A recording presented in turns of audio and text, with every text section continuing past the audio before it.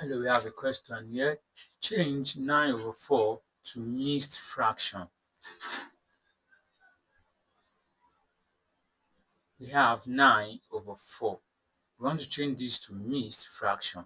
Now, to change this to mixed fraction, what we have here simply means 9 divided by 4. So when we have 9 divided by 4, we are going to have 2 remainder 1. So to write as a mixed fraction, we have 2 remainder 1 over 4. Or if we want to go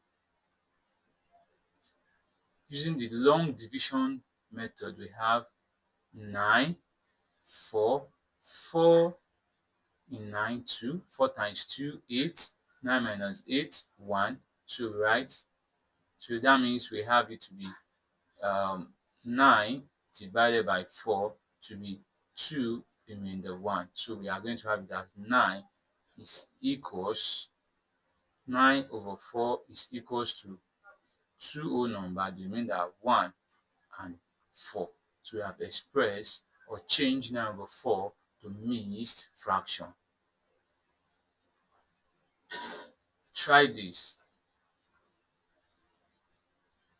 15 all over 6. Surely